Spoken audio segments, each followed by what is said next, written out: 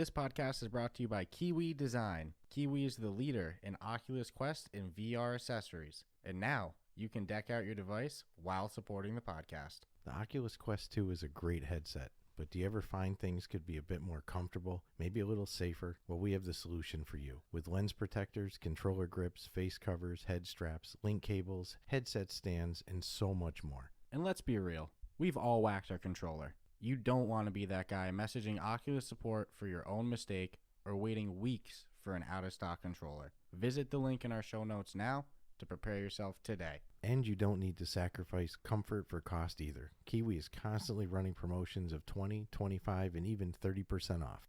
Just visit the link in our show notes and use the promo code on their website to take full advantage of your savings. And be sure to follow the link in our show notes so we get credit and you help support the podcast. And remember, Kiwi has you covered for all your VR needs. This podcast is brought to you today by Zencastr, the company we choose to use for our interviews. I remember that first interview we had and the stress that we went through trying to find a platform that we were going to host this on. That's where Zencastr came in. With HD video recording and studio sound quality, we were able to connect seamlessly with guests all over the world. I love the fact that it's as easy as sending our guests a link, they click on it, and they're connected.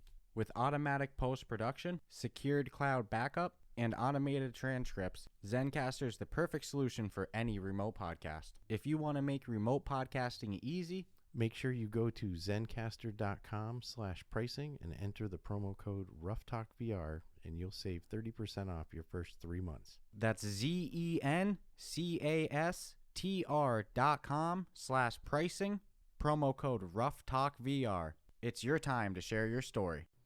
Hey guys, welcome to this episode of Ruff Talk VR. Today we get to talk to another very talented developer, the developer of a game that, if you listen to our review of it, I went crazy for it. Yeah, you still do. We're talking to E Mcneill of Ironlights. So my friend, do you mind to introduce us to our listeners? And in case they've never played our game or played that game or, listened to our review of it, tell us a little bit about what your game is. Sure. So I'm E Mcneill. I'm the dev of Ironlights. I also made a bunch of other games. Ironlights is my 5th VR game, but all the others were before the era of the Oculus Quest and 6 Degree of Freedom VR. So mostly my focus has been on Ironlights recently, and that is a slow motion melee fighting game, focusing on 1v1 combat, a lot of focus on multiplayer and direct competitive scene, kind of like a esports version of like medieval combat in the future or something like that. Oh, and where did you get the idea for the slow motion element of it? Was that because of, me and Stratus were going back and forth with it. We couldn't figure out if it was because of like hardware limitations or if that was to add to the strategy of it. I went more with the strategy element to stop people from just going out there and gooning it like crazy. Yeah. It was definitely for the strategy element. One thing that's a little silly about the development of the game, all of the games, more or less, that I made before Ironlights were strategy games. And then I went to go try to make an action game, and my code developer joked that I accidentally turned it into a strategy game as well. I wanted it to be the sort of thing where you could see where the hit was coming from and move to block it. You could sort of react in a reasonable amount of time, even if you didn't have like instant reflexes. And I think that was more or less successful. The point that you made, I listened to your review, and the point that you made about how that helps the tracking, especially early on when the Quest had just come out, that was more of a happy accident. One of the things you can do actually in Ironlights is if you make a custom game, you can see what it's like without the slow motion. You can actually go into a match with a friend and set the speed to 100% so that it doesn't slow down at all. And what you find is it kind of becomes a slap fight, at least with the way that the physics are and the rest of the game is set up with all the different melee mechanics. It's more about just like hitting people before they can react than it is about like strategizing or reading your opponent's actions and stuff. With single player, I can sort of like cheat a little bit because I'm recording the motions of the enemy. So for instance, I can make them do big exaggerated movements that you could realistically read in real time and predict what they're going to do. But in multiplayer, it really falls apart at full speed. So you were right then. Yeah, well, because I used the Ninja, and I was like, all right, if they didn't have the speed limitation at all, Hmm. You You'd just know, be windmilling. yeah, I don't want Yeah, to talk crap about myself, but it would be very annoying if it's not already annoying as is. Uh, yeah. so It becomes kind of hilarious actually. Ninja battles in multiplayer, and you can turn on like one of the other mechanics that's kind of key to Ironlights that a lot of people aren't sure of like the provenance of it is the sort of one-sided fighting. One player is always on attack, and one player can only defend and can't hit the other one. And the purpose of that is because if you could just hit the other guy, you're always better off just doing that. You'd always rather do the damage rather than try to block their hit if you had to choose. And so if you can go into the custom game and turn on two-sided fighting and turn the speed up to 100%, and at that point, you're basically ignoring what the other person is doing and you're just slapping them as fast as possible. And especially with the ninja, those fights get kind of hilarious. We've seen some gifs and some sort of joke tournaments with those settings turned on. yeah, no, it definitely. I can see how that would eliminate all strategy of it. And you joke that your co-developer kind of laughed at you from turning an action game into a strategy game, but for me, that's what made me love it. Is that you couldn't just go in there and go crazy with no strategy. You had to be smart when you're going to charge, when you're going to attack, when you're going to prepare to defend. All right, the guy just charged up. Let me go get him quick because now he's vulnerable. That turn-based element to me added a way more replayability. But we kind of glossed over. You said you mentioned you developed 5 games before, right? Do you want to tell us a little bit about what these previous ones were? Yeah, 5 VR games. So I backed the Oculus Rift Kickstarter back in 2012, and I got one of the first, early DK1 development kits in 2013, and I started playing around with it right away. Oculus, way back in the day, held a little competition for indie game devs to make a small game or app, and they would judge it and pick winners. And in one of the categories, my entry was the winner, and it was like a hacking game. And that led me to decide, okay, I guess I'm doing VR for now. And like 10 years later, here I am still the VR guy. I kind of fell into it.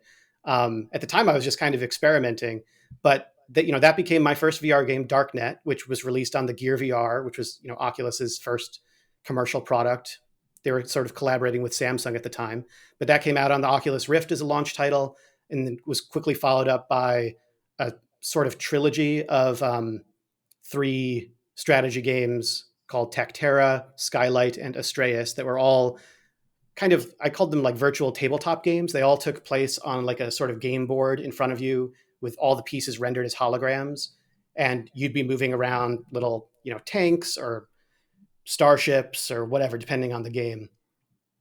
And so that was like directed at the Oculus Go and that kind of generation of hardware. And then when the Oculus Quest was coming out, I really wanted to switch to doing something that took advantage of 6 degrees of freedom, hand tracking, all of that. And I was really inspired by games like Super Hot, Beat Saber, Gorn, some of the games like that. And I was trying to figure out how to do like a particular sort of fantasy of VR combat that involved, more of this sort of strategic element, or that had like slowed things down enough you could be thoughtful, much in the way that I thought Super Hot was very successful. That's a game that's like, it feels like an action game, but it also feels like you can plan out what you're going to do, and you can imagine kind of stepping very slowly through a really cool action scene, action fight scene. And I wanted to kind of bring that to life in a different way, and I ended up with Ironlights. No, that's freaking awesome. And I won't lie, me and Stratus are always talking about that. We want more strategy games on the Quest, especially tabletop games. Have you ever thought about bringing these older titles of yours over to the Quest, or is it kind of dead and done? I've thought about it, and actually there was a kind of pilot program that Oculus did where on the Quest 1, you could play certain games that were available on Oculus Go. They made it so they automatically sort of worked, just transferred over just fine. And 2 of my games were included in that. So I know that technically all of the games can work on the Quest. So I might bring them to App Lab or something like that later. I don't know if Oculus is, that interested in bringing them to the store, though some of them were fairly successful. And I feel like there's, people who would be interested in that. But the real answer is, like, personally, I've just been very focused on Ironlights. That's kind of been my baby for the last few years, and I'm working on a sequel now. So I kind of don't want to take my attention away from all of that work to try to bring older games to to the present day. No, I completely understand that. I will say though, if I ever see those on App Lab, I'll pick them up, the day I see them. But so a Good to sequel, know. I'm excited Yeah, for sequel this. was one of the questions I had asked because someone had commented on one of our sites that hey, there's going to be a sequel to this. Yeah. So do you have any news on like when we might see that, or is it way too early in the stage to start talking about that? Well, I don't. I absolutely can't promise dates. It's early enough that I would get myself in trouble if I started trying to guess when stuff was going to be playable and publicly available. Um, I I can talk more about sort of what the vision for it is, because the dirty truth is I probably shouldn't even call it a sequel. At this point, it's totally like a new genre compared to Ironlights. Like, Ironlights is a 1v1 fighting game. In some way, it's analogous to Street Fighter, Mortal Kombat, Soul Calibur type of fighting games. The new game, call it a spin-off, I guess. The idea was to take a lot of the melee combat mechanics that I thought worked in Ironlights, and then to bring that to like a 4-player co-op mode, with sort of like a roguelite structure binding it together. If you've played Hades, I was really inspired by the progression system there, and I wanted to play around with that. I wanted to simplify some of the stuff that I thought was too complex in Ironlights. Maybe actually getting rid of the slow mo system, and then expand on the stuff that people thought was missing, or the things that I've gotten a lot of requests for. Like, I know people really wanted 2v2 mode or co-op modes to be able to play with more than just one person in the game with you at a time.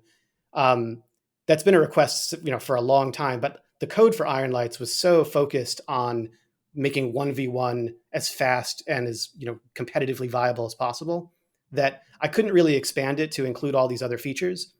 So the idea is I'm going to do this sequel, this new game, do all the stuff that I couldn't do the first time that people have, been asking for, and try to really knock that out of the park. As a result, I think the focus is going to go away a little bit from PvP, but I do hope to include the option to fight other players, including like 2v2 mode and stuff like that. Yeah, but yeah, the bigger focus is going to be on the sort of 4-player co-op adventure style mode.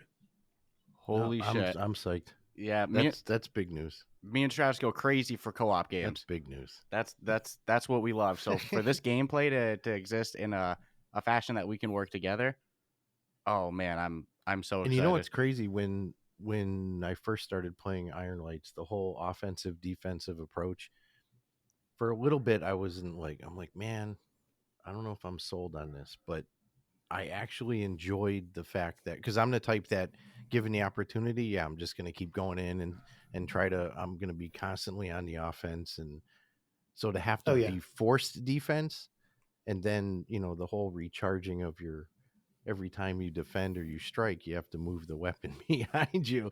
I'm like, this is just absolutely crazy. So my $1 million question to you, because I'm assuming you play your own game and you're quite good at it, how do you fare in the playing against, other players?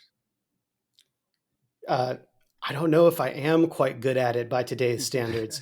There was like a glorious day where I was the best Ironlights player in the world. And that, that ended, the beta came out and immediately people were crushing me. Some of the people who play this game are just nuts. And, you'd think that I know all the tricks because I programmed the game. Not so. The people who play this game, there's enough like emergent behavior in the physics that I cannot keep up with a lot of the people who are playing. So the game has like a ranking system in multiplayer, and I'm frequently asked by my players what rank I am. The truth is I don't know, because when I'm testing the game, I'm constantly having to like reset my save data or, wipe my progress and stuff like that. I suspect that if my rank was just allowed to float freely, I'd be somewhere in like the high gold or middle platinum levels, which is, pretty good, but kind of middling overall. But I guess compared to the people who hang out in the Discord, which is, my biggest exposure to the Ironlights community. Yeah, which for our listeners, if you don't know, you can tell them a little bit more about it, but it seems like you have a very flourishing Discord community with Passionate community. leagues, champions, tournaments, all this sort of stuff. So hats off to you. Do you want to shout out your Discord real quick? Oh yeah, they're awesome. If you want to check out the Discord, there's a link on ironlightsgame.com. And yeah, it's not like the biggest Discord community, but it's very active and they're awesome, friendly, really devoted to the game. And yeah, we've been able to hold a bunch of fun events like tournaments. For a while, we did like semi-official tournaments with actual prize money. And now we're kind of doing more like for fun stuff or like, to show off. But yeah, it's a great group, and they run a bunch of sort of self-organized stuff as well, where you can like try to claim special titles and roles, and sort of establish a reputation for yourself among that community. Yeah, and I'll say my experience in posting in there. I popped in there, and everybody there was extremely welcoming. There was no toxicity, no immaturity, or anything like that. So definitely a great community.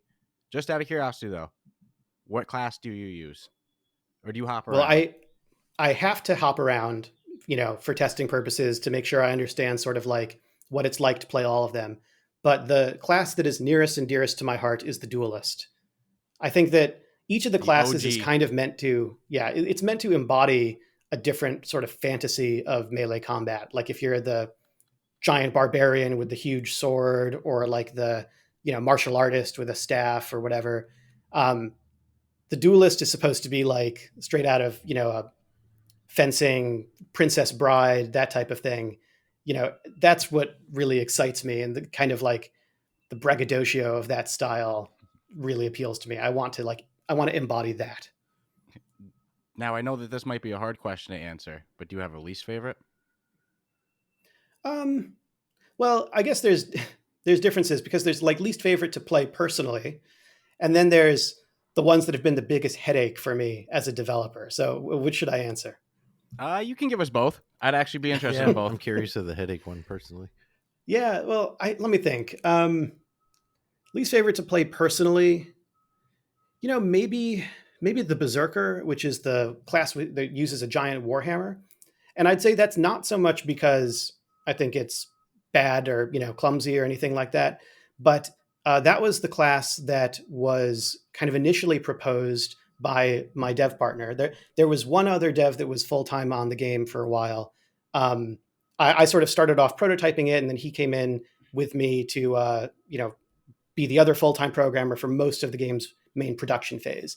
And towards the end of his time working on the game, my friend Jeff created the Berserker as sort of like his brainchild. And so, yeah, I think it's awesome, but it's the one that didn't like come directly from my head. In terms of which classes were the biggest headache to create, definitely it was the Ninja and the Scourge, the two classes that both have dual weapons, one in each hand, because they're kind of impossible to fully block. And so it's been a lot of difficulty balancing those so that they feel fair to when they fight against all the other classes who only have one weapon. In some cases, that's been easier than in others. I think we've ended up in a pretty good spot. And I think it's really important for the game to have classes that have a weapon in each hand, but they were definitely the hardest to work with. So would one technically have an advantage then playing with the Scourge? Well, maybe. I don't think so anymore, but when both of those classes first came out, they had a while where they were kind of unbeatable if you fought somebody who was using a certain style. At this point, I don't think that's true anymore, but they do have kind of a different like strategic outlook, different strategies that can work where, I don't know, I could go into sort of the weeds of like high level competitive Ironlights gameplay dynamics. I don't know if you want to get quite to that, but it affects sort of like the viable strategies that those classes can use. I would take whatever tips I can get, because I'm not going to lie. I'm not, Dscruffles over here. He plays, human beings and does quite well for himself. You were on a good little run for a while. Yeah, but once I got to the high levels, I got smacked. People got real good at dancing around me, taunting. No, I had people putting their weapons down and basically just ducking and moving, and I couldn't hit shit. And then they ended it when they wanted to. It was that kind of, Yeah. So it's like any advice for anybody would be freaking huge, because that blew me away that someone could actually do such a thing. I'm like, all right. I mean, it happens to me too, so don't take it too personally. You know, that speaks to their skill.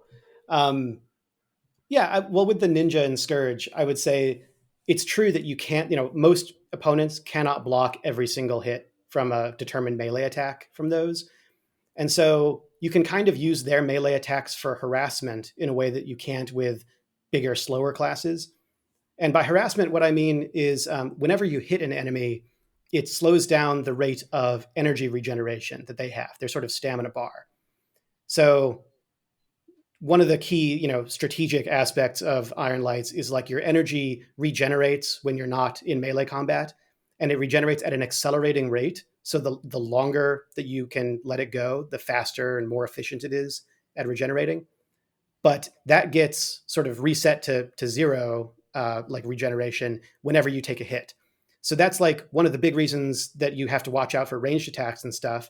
They don't do a ton of damage, but I call them harassment, where you have to be on the guard for them because they'll cut off your energy and kind of starve you out, make it so that maybe your melee attacks are twice as efficient as the other guy, but if you've only got half the time, half the energy to spend on melee attacks, you're still going to lose out in the end. Yeah, that's the strategy. There's more strategy to this game than I had given it credit for when we started playing, and even to this day, I mean, I will get absolutely annihilated when I play. I seem to do all right playing the NPCs though. Like if I just pick a match, campaign. yeah, if I just pick a match and do that, I've even jumped ahead numerous numbers and I do great. And then I think I've won only a couple of legit online matches though. And I don't think I've ever beaten you. No, Ever. I went like 20-0, something like that, until I got to the high levels in online, and then I got spanked. But no, the strategy is deep, and I fought definitely as a counter fighter with a ninja. I would kind of wait for the guy to charge up or wait for him to attack first. I felt pretty confident in my ability to block, since I had, with two swords to block with, you have a pretty good range to block with. So I would fight very defensively at first until they either wasted their first attack or charged up, and then I would go in and just, lay waste. Yeah, not to give spoilers, anybody I play with is kind of going to know my attack, but I would usually go up top and then to the left, and then once they started getting used to the left, then I would sneak it over to the right, and that basic strategy carried me very far. But then once I started fighting good players, just like combat sports, that's not enough. You need to really mix it up. I mean, what you're describing seems like, the perfect encapsulation of like Ironlight strategy of being unpredictable, like trying to set your opponent's expectations in a certain way and then violate those expectations to surprise them. And when you're defending, you're trying to do the opposite. You're trying to accurately predict what the opponent is about to do, even knowing that they're trying to screw you up and violate those expectations again. I also wanted to say, you were talking about playing the campaign and doing pretty well there. That means that you too have defeated me in Ironlights combat, because most of those bots were recorded from, probably 75% of the bots were my recordings. So yeah, I love that feature. You've fought me several times now. That's awesome. That's actually really cool to know. And for anybody who hasn't played Ironlights, you can create custom bots and like create their own movements, and then even upload them to the community. Download other ones. If you play through the campaign, you get to the highest level, that gold tier, you'll look at the bios of some of the enemies, which, by the way, I love. As somebody who loves that little bit of role playing and immersion, it gets me more immersed. But that's a different conversation. Nonetheless, you get to the highest level, you look at that last tier of enemies, and a lot of them are fan made enemies that you added into the game. That's really cool. Well, that was a reward for them winning tournaments. So those are some of the top players in the game. And is that done, or do you have plans to keep adding more players, or more bots, I should say? Yeah, at some point I need to probably put a stop to it, because there are going to be so many that it fills out the entire campaign. But there's still a few to come. There's a couple people who have sent me bots, and it's just a matter of when the next update comes out that they're going to be included in the game. That's a unique touch. Yeah, it adds a lot to the community engagement, and I'm not really a big sports fan guy. I'm not big into basketball, football, anything like that. But I love combat sports, boxing, MMA. So I'm a sucker for those video games. And, every time they come out, they have pretty much that exact same type of campaign where, maybe you train a little bit, then you fight, you go up the leaderboards, you get a title, and that's it. So I'm a sucker for those type of campaigns, even though they're, one might say they're quote unquote bare bones. For me, that I love it because I can play through the campaign. By the time I get to the gold tier and I've won the championship title and I'm the number 1 ranked in the campaign, I'm competent enough to go in the online. Versus like if I just went in and maybe there was a quick play mode and then an online, I'm probably only gonna do like 2 or 3 quick play modes. Then I go online and then I get smacked because I barely played the game. But I play through that long campaign. For me, it's immersive enough. It's fun, and then it gets me really, really competent at the game. And like I referenced before, there's like a leaderboard of enemies, and each one you click on, you gave a nice little, like probably 2 to 3 sentences at the most about who they are. Some little silly antic about them, like this person, they're known for not training very hard. It's just silly stuff like that. So hats off to you. How long did all that stuff take to come up with? Actually, you know what? Before we get to that, was you referenced you had a partner with this, but was this only you two, or was this a team of 5 people? So we were the only 2 programmers on the game and the only 2 full-time members of the team.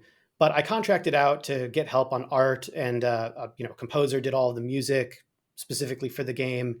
So it sort of depends on how you count all of that. If you were trying to turn it into like the equivalent team's full-time team size over the course of production, it probably comes out to between 2 and 3. 2 is probably like the truest answer for like team size here. And at the very beginning and at this point, it's just me.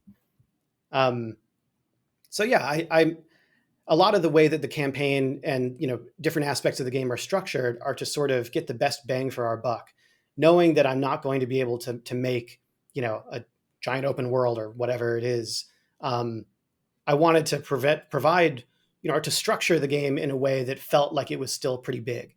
And so one of those things is like in the campaign, instead of having like a dozen fights or something that are in a certain scripted sequence, I knew that I could record a lot of different varied enemies and try to make them feel meaningfully different in their animations and their costumes and all of that.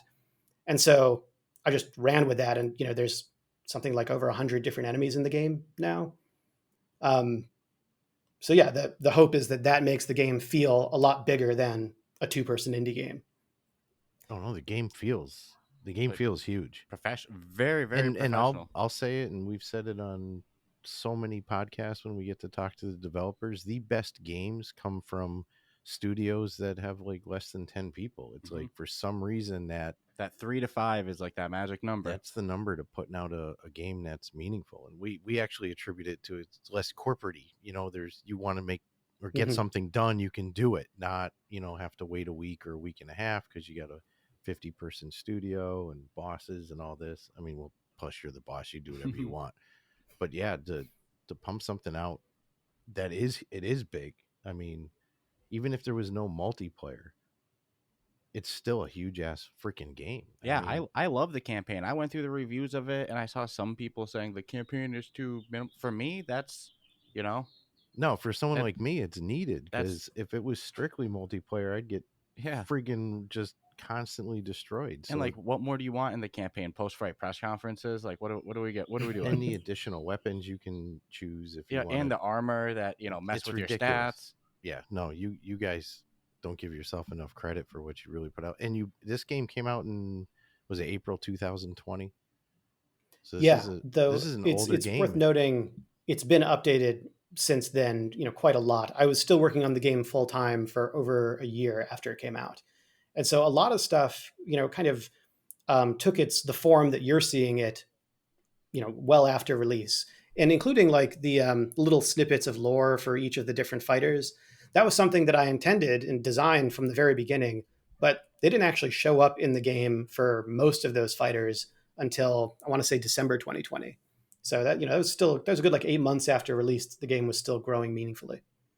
Yeah, I think we even said it on a review that, there's updates to the game. It's an active developer. It's not when Not you a know pump and dump. no, and in my opinion, it's like theoretically, you know, the game came out in 2020. You're under no obligation to keep building it. You know, you could have easily shelved it and just started working on your next project. So it's like that level of dedication and passion that people have for their projects is mind blowing. But it is worth noting it's not an abandoned game. The community's freaking fantastic. No, yeah. So if you get bored with the campaign, you've already beaten the campaign. You do multiplayer. Maybe you're a savage. You know, you're too good at finding random matches.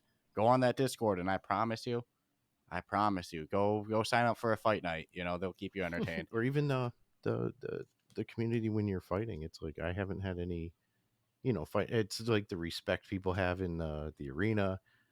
You can tell, you know, their wave. It just, I think I said, you get your ass kicked with a smile. Really. Yeah, we kind of joked about taunting earlier, but anybody who listened to our review, they'll know what we're talking about. It's if you get your ass kicked in this game, it's very graceful. Like, the people are funny, even with the taunting. It like there's a lot of dancing going on. Like I don't know, it's there's no toxicity at all. No, I had none.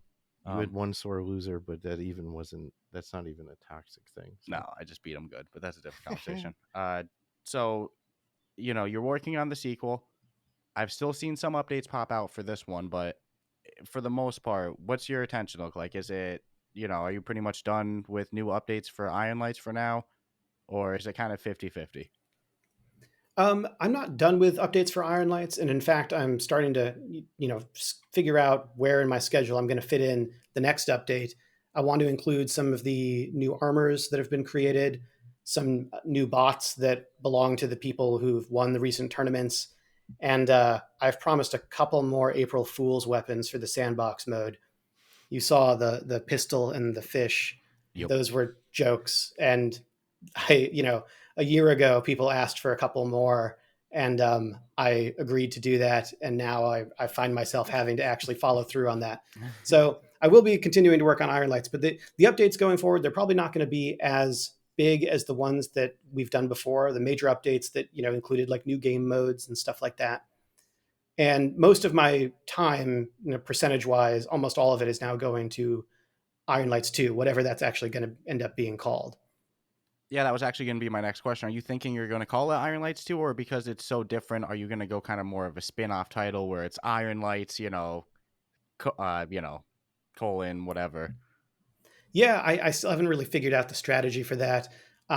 What I'm thinking now is probably some different word that starts with iron, because I think I'm going to, you know, retain some of like the character art and stuff like that. People are going to be able to tell that it sort of has a very strong family resemblance to Ironlights, but I don't expect that.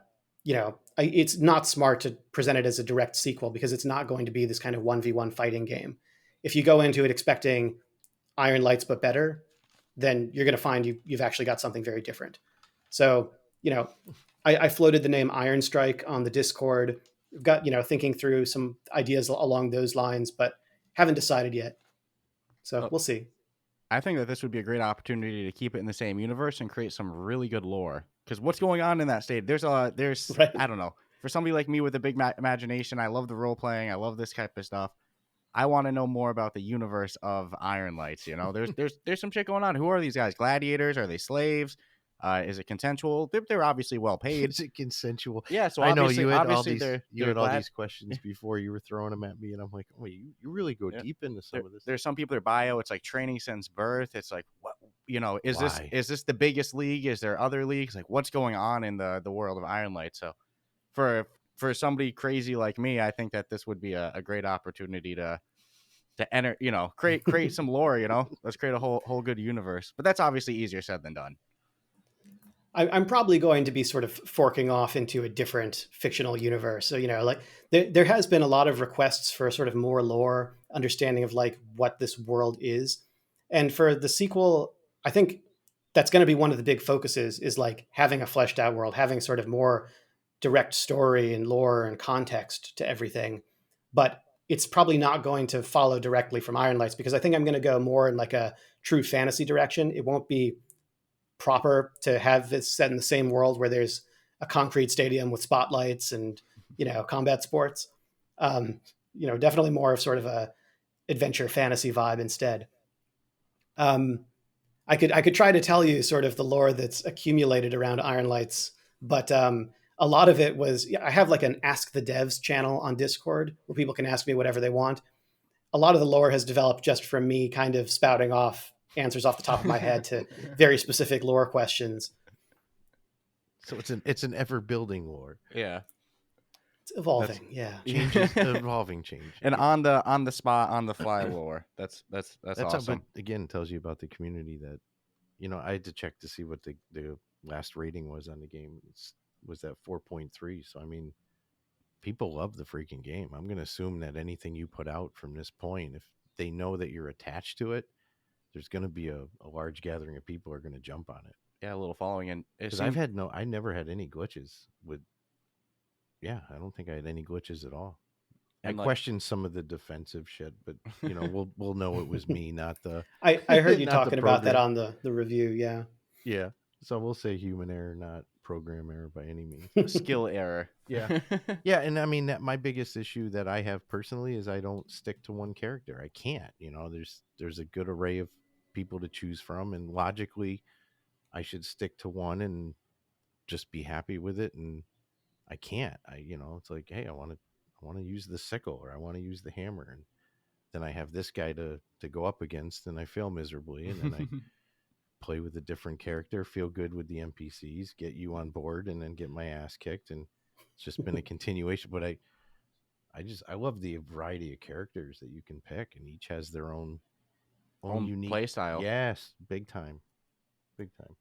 Yeah, I think that to some extent the sequel is being more directed towards that style of gamer, you know, that's more interested in like the variety, trying out a lot of different things, maybe less focused on the kind of brutal competitive 1v1 type of scene where, you know, it's 100% skill based, you know, you fight or die.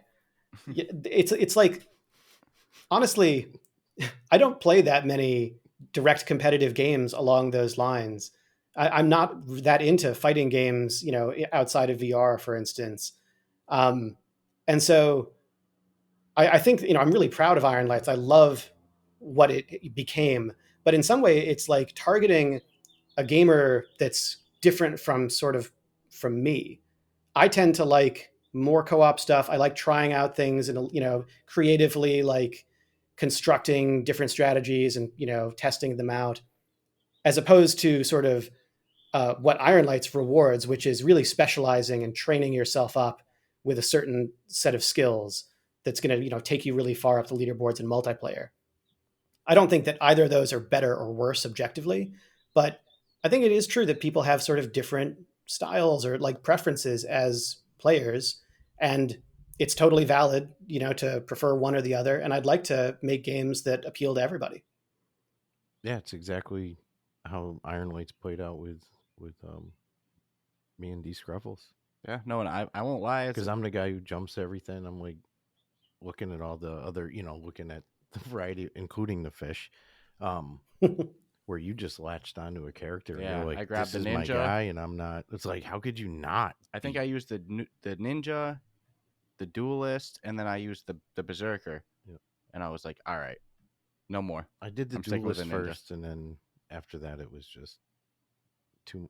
You know, I'm never gonna be good at multiplayer because I'm not gonna sit there and hone my skills with one guy. Nor am I gonna get perfect with all of them. But hey, I cannot wait for co-op. I can't say that enough, because co-op is my favorite thing in VR. Is working together on a team and strategizing. You know, so just out of curiosity, because you mentioned this isn't, you know, normally your cup of tea or anything like that. What was the inspiration for this game? How did Ironlights come to be? So I actually, at some point, somebody asked me this on Discord, and I tracked down the moment that, you know, the idea came to me, which it turns out was July 2017 at 2 a.m. I like had this daydream of a VR combat game, and like rolled over to grab my phone and, you know, to wake up and write it down before I forgot. And that is what eventually turned into Ironlights, but it changed a lot along the way. From the very beginning, the idea was kind of first person up close combat. Like I designed a fighting game from the very beginning, but the original conception of it was more like hand to hand combat, more MMA style or something like that. And it was designed to sort of play with slow motion from the beginning. But the original idea was that it would start kind of ultra slow motion, and then you'd have to play. If you beat that, you'd have to play at like 20% speed, and if you beat that, you'd have to play at 40% speed, and if you beat that, you'd have to play at 100%. So it's sort of designed to train you up to like full speed combat. And then I started playing with it, and I realized it felt a lot less claustrophobic if you weren't doing hand to hand and you had swords. And then I realized that slow motion was super fun, and changing the speeds was not that fun.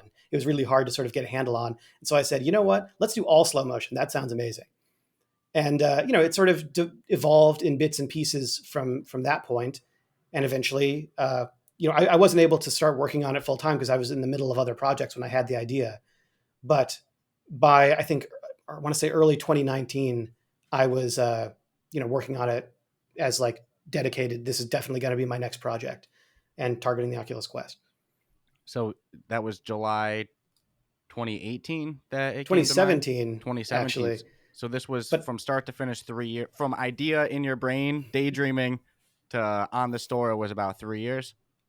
Yeah, but I do have to caveat that I really wasn't working on it aside from typing out some ideas for like 6 months, and then I did a little prototyping, and then I was finishing other work. And then I started, it was sort of a prototyping phase. It wasn't until like late 2018, early 2019 that the game truly entered production. And, I brought Jeff on board and all of that. That's in the big picture of things. That's pretty speedy. That's pretty speedy for the amount of content in the game. Is your background always been programming games? And are you self-taught, go to school, or? Yeah, I went to school. I got a degree. I actually created a degree in game design. Like, my college had a special major thing where you could propose a new major. And if a group of professors like accepted it, then you could graduate with that. So I created the game design degree, and also majored in computer science. And so that was like the formal training, but it was really outside of a professional context, and in terms of the game part. Like, they were teaching me programming and stuff, and I was the one who was choosing to devote that to game design.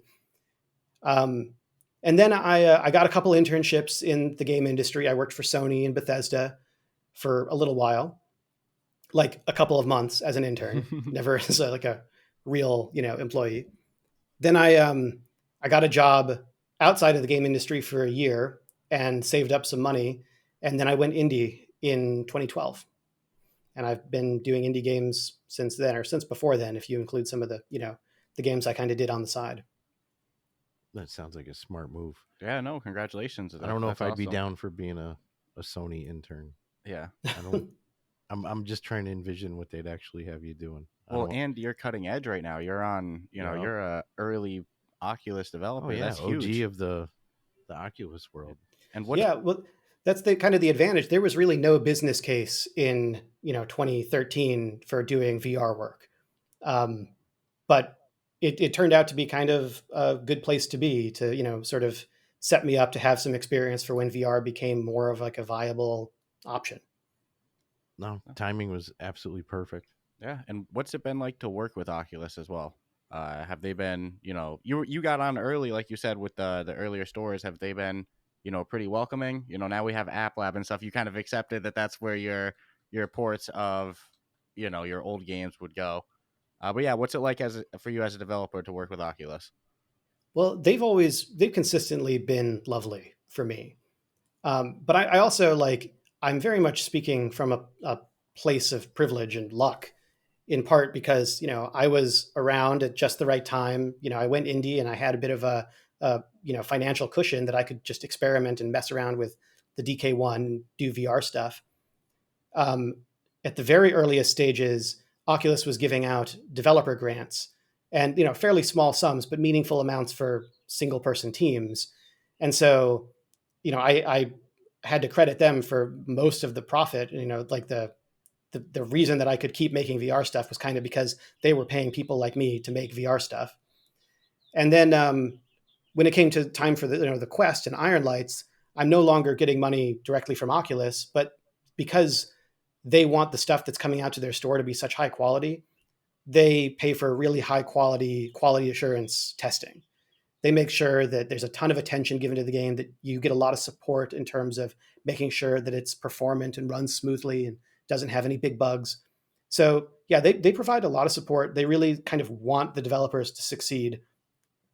I think that there's only so much support that they can give. And so the dark side of that is that they're kind of, choosy, and they're picking which games they're going to give that full support to.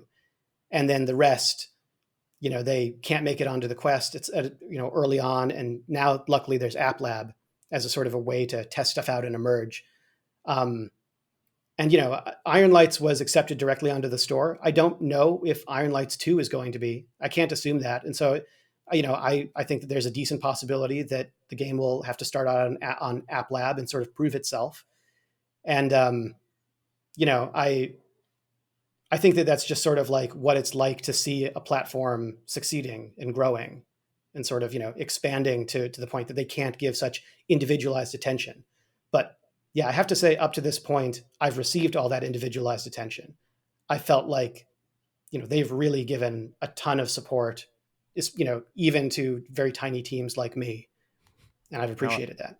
I really hope when things blow up, I didn't mean to cut you off there, Stratus, but I really hope when things blow up that, the indie developers like you that were there from day one aren't forgotten about. But I also think it's important that, when the dust settles, people remember how much Oculus has invested in the small guy early on to get us to this point. But I definitely hope it stays that way. And, when big studios come in, it's not, all right, it was nice to know you while we knew you, but now we got our big relationships. I hope the indie dev stays. No, because even some of the current devs that just dropped games were saying that the support they got from Oculus was pretty individualized with like their own, this is your liaison, that your go-between, whatever. And it's a pretty consistent answer. Yeah, that's been the theme, is that they're not ungrateful to be working with you, and you feel like there's a sense of, they just want, and I get like it. They want, I mean, they want to know what the plan for, what's the future going to be, what's the marketing strategy. I mean, they're making an investment. Even it got my brain thinking, if, I don't know how many individual people they have that work with, each developer, but, there's a lot of money being spent all across the board from the developer all the way to the Oculus end. So I kind of get it now. Yeah, we rant a lot about how so many games should be on the official store instead of App Lab. We're big App Lab fans. We love the indie games. So we're always like, oh, how is this not on the official store? Time and people. Yeah, there's so many App Lab game titles now. Yeah, more App Lab than store games right now. So I have a pretty off-topic question, but just out of curiosity, what's your favorite stage of the game development? Do you like when it's just that early idea and you're kind of, piecing it together daydreaming style? Do you like when it actually starts to programming, or do you like the post-release? What's your favorite point of it? I'm going to say it's a tie between that early prototyping stage when you're testing out all these ideas for the first time, and then kind of the early alpha stage where the game has kind of been implemented, come together, and you're putting it in front of people for the first time. I think that, it's really rewarding when you can start running true play tests, and it's not like, there's a certain point where it's like kind of too early. You could test stuff out, but it's very limited, or you kind of have to give a lot of caveats and excuses. It's nice when you can just have people play the game. And, I guess the two answers are sort of like when I get to first play the game in prototyping, and then when other people can first play the game in alpha. That's a legit answer. That's actually a really good one. Yeah. I think I would get I think my adrenaline would pump so much at certain points in game development that by the time the game released, I would actually fear that I would get depressed. Like that, all that work and build up, and you did it, and it's like, I don't know if I'd feel good. Yeah, so I love when people put out stuff and then they keep working and they feel good about it, because I don't know if I would get into like a little mental rut of, wow, that was, it's done. What do I do? Yeah. There's a lot of highs and lows. And actually, To some extent, the stuff that I'm talking about as my favorite are also kind of the most emotionally trying parts of game development, because the moments when you get to start, see stuff working for the first time, and especially when you start putting it in front of other people, those are the moments when you discover all the problems that you hadn't seen before, or all the ideas that you were in love with in the ways that they didn't work, and that you have to figure out some solution for them. So, it's my favorite part of game development, maybe because it's just the most intense part of game development, where there's all of the highs and lows of like, oh my God, people are connecting with this vision that I had, versus like, oh my God, I'm shit. The game is shit. Nothing works. People hate it. You get to experience all of that. No, that's actually good to know, because I always like to ask developers, like, what advice would you have for, because this is going more and more mainstream, so I'm sure there's going to be more young people who are going to say, hey, There's some 16-year-old somewhere like, I Yep. want to be a game developer in VR. What's the best advice you can give me? So for people to know that, look, it's not all fun and games, no pun intended, that there's going to be some emotion to it. Some of it's going to be really good, and some of it's going to be, it's going to sting a little, or it's, hey, depression's real. So, I mean, that I actually never even heard that as an answer before. So that's really good. No, the emotional roller coaster, I think that would be the one I'd be on. Mm-hmm. Definitely. And do you have any other tips for anybody aspiring to be a game developer? Yeah. My advice is always do the thing. If you want to program games, just start programming games. If you want to like make music, just start making music. And you will start off being really bad, but as they say, being really bad at something is the first step towards being sort of good at something. More specifically, make really small games if you want to make games and you're just starting out. Like the smallest possible game that would be at all interesting to you to play. Pick up a tutorial and then just twist it in some way that's kind of fun, and then give it to your friends. Um, my first game was like simpler than Atari, like Missile Command type games, and was done in a week. And that's probably about the best scale to start with.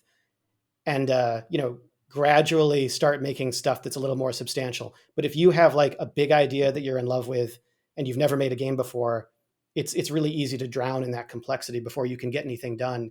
And I think it's just really useful to have experience doing the thing, making games, releasing them, testing them out, getting some experience with that cycle before you try to like make the big successful one.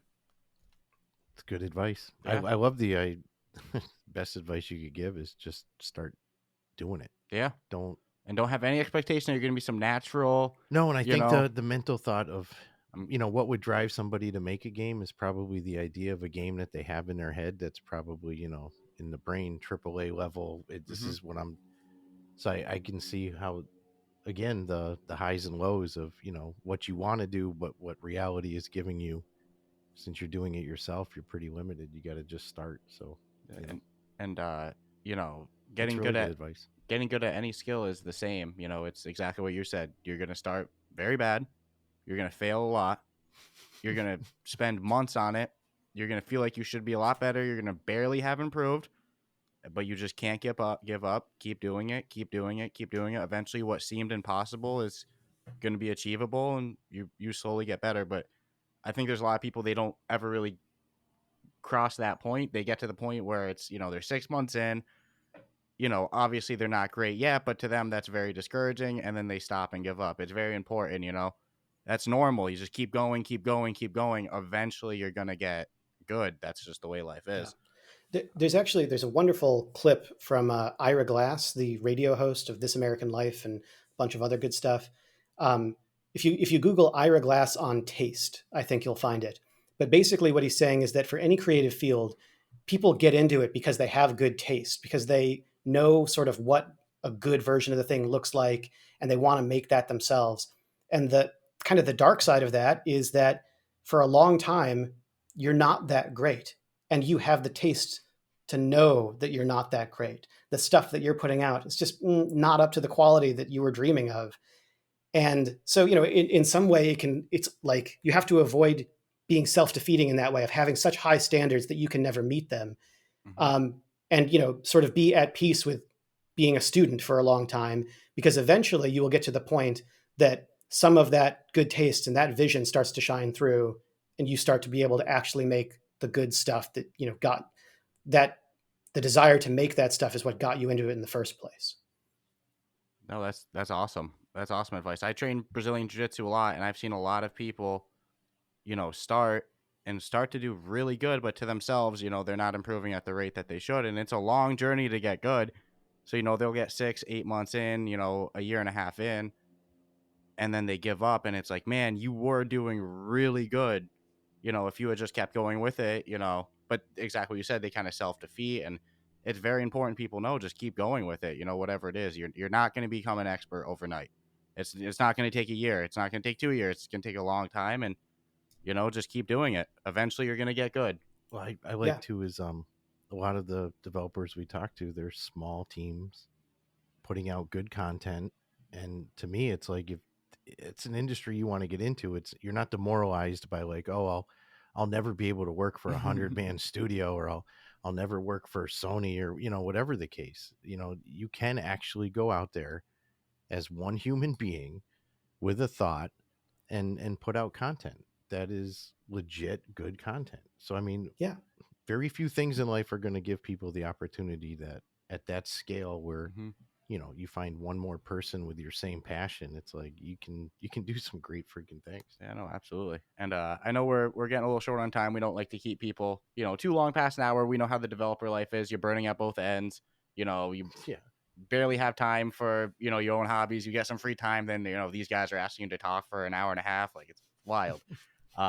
So just out of curiosity, before we let you go, what are some VR games besides the one you developed that you enjoy to play? Or is it one of those things that you work on it all day, the last thing you want to do is game on a headset? Well, I guess weirdly, maybe I'll like pitch all of my competitors where, I'm working right now on, a sword play roguelite, sequel, mostly focusing on, more like the PvE style. As a part of that, I've been checking out all the other games that, are sort of following that same kind of format. Blade and Sorcery, of course, is coming out with a roguelite mode. Until You Fall is a fantastic, sword fighting game on the Quest that has that roguelite structure. On App Lab, Blade Nomad, what's it called? Oh, I'm killing myself. I can't remember. Gladius? Gladius that's another good one. Swords of Gargantua. Dungeon. Swords of Gargantua. I personally, I love that game. I know that's not everybody's, but I loved it. And they introduced a sort of roguelike thing going into it, to add this sort of progression structure. Oh man, I feel really bad because this App Lab game was one of the best of them. Blade Master, Blade Trainer. Oh, I'm Battle I hate Battle that. Master. That might be it. Battle Master. It's horrible because I know the exact game you're talking about, and I'm blanking just as much. I'm just trying to act cool about it, but no, I can't. Pop in from the future and correct me here, because it was really well done. And I've been like prototyping Ironlights 2 for a long time, and I played a lot of these, and I was like, our designs, some of our design decisions kind of converged into similar places. I think that there's going to be some significant differences, but like as I'm playing them, I'm like, right, no, I get why they made all these design decisions. I get why these games sort of took this shape in this way. And, I think it's just a really interesting space to explore. Secretly, I'm planning on blowing them all out of the water, and Ironlights 2 is going to come out and it's going to be the best thing you've ever seen. But they're all really cool and they're all worth checking out if you like sword play and melee action games. Oh yeah, the community in VR to me is so small right now. No, it's there's no competition. There's no competition, rivalries or anything like that. You can't. Battle talent. Battle talent. Thank you. Battle talent. It wasn't Blade anything. God, I'm dumb. Okay, Battle talent. Wait, no, but it did begin with a B. We have a fan of our podcast on Instagram, goes by Kimura Virtual. Kimura Savage. He loves that game. So it was. I was thinking of him as soon as you were saying it. I was like, why can't I think of it? I know he's gonna message me and say, hey, that's the game right there. That's the damn game. Yep. And then, one more before we let you go. What was your first experience in VR? My first experience in VR was the Tuscany demo on the DK1, which was a kind of an empty room. It was a Tuscan villa that you could kind of walk around and walk up and down the stairs. And I think there were a couple of butterflies and a nice skybox, but it was just a Unity demo scene that Oculus released as sort of a test scene for the Oculus DK1 with its, what was it, like 800 by 600 resolution or something ridiculous like that. I don't know how anybody, how we survived back then, but it was cool. You were still sold, still convinced. Well, I was convinced that it was at least neat and worth playing with. Mm-hmm. So, I knew that the tech was going to evolve from there. And I think that they did a great job with it. They've, it's been such leaps and bounds from there. And now look at us, good quality. People can say mobile VR or whatever, phone processor or whatever. If you ask me, the games on the Quest are amazing. So look at us, wire-free, good processor, good graphics, good resolution. Look how far we've come, I'm excited for the developers just like you that are going to progress as the technology keeps moving forward and new headsets keep dropping and there's a little more power to be given, and that's really what I'm wanting to see. The people who were there from the beginning versus the ones who in the next 2 years are going to jump in. I have a theory, and let's see if it's correct. Because everybody wants to hop in once something is successful, but to go in when it's early and it's not successful is another thing. So you've spent years developing in VR and it's its own unique talent. I have this gut feeling that as these major studios and publishers move into VR, like EA and like Respawn did with Medal of Honor, which nothing bad. It was actually a really good game, great campaign. But as we saw in the multiplayer, it's very janky and there was a lot of performance issues. Developing in VR is its own skill. I think a lot of these major studios are going to come into VR expecting to just, make a game, and they're going to run into a lot of obstacles. And I actually believe in a couple of years when all these major studios come, that the best games, the most polished games, the best functioning will still come from these small indie, small developer teams like you who actually know how to develop in VR. Yeah, but they won't be small teams at that point. Yeah, I mean, they could be small numbers, but you're not going to, if it's people who've never developed in VR before, they're learning as they go. That's kind of what I feel like happened with Medal of Honor. It wasn't people who specialize in VR. They're like, all right, I can game develop. I'll just make a VR game. And it's not like that. So I have a feeling in a couple of years when all these big studios come, the best games will still be from, guys like E Mcneill. Resolution Games, Vertigo, that's... No, I won't disagree because they're going to keep progressing. I just, big studios have big money, and what would it take, too many cooks in the kitchen. Well, no, I'm just going to say, but what would it take for a AAA to, go, well, here's a blank check, Mr. McNeil. You fill in whatever you need, and that's... My dream is that some big studio is going to be like, you know what, we want to buy the Ironlights IP, and we're going to make the AAA version of your idea. Ironlights was just the prototype to this perfectly produced giant version of it. Let's keep all the mechanics and all the cool stuff. Books in the movies. Now we have the lore coming in. Yep, here's the real lore. No, the progression's the thing that I'm, you always want to look ahead and see the future, but I'm real anxious because there's a lot of talent.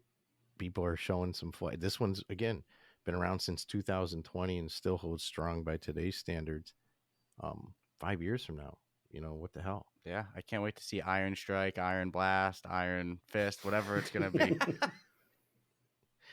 So, hey, when that's ready to come out, you have more information. Not even what's ready to come out. Hey, you want to drop a release date, whatever. We'd be glad to have you on again, for another interview. It was an hour flew by talking with you. These are always I know I keep scoping the clock, and I'm like, yeah, we went over an hour. Yeah, it happens sometimes. I always feel bad because, I said before, we know how it goes with developers. You guys are burning at both ends, but I get these are my favorite episodes to do. I like to pick the brains of the masterminds behind these. So, guys, I hope you enjoyed this episode. We'll let Mr. E Mcneill get out of here. Before we go, anything else you want to say? Maybe plug your Discord again. Yeah, Discord. The link will be available on ironlightsgame.com. And it's an awesome community. It'll help you. They'll help train you up if you're interested. They have some like mentor programs for people who really want to get into the competitive scene. So check that out. Nice. Anything else you want to say before we go, Stratus? No, just I'm always happy to I mean, I leave with a notepad full of Full of scribble notes, yeah.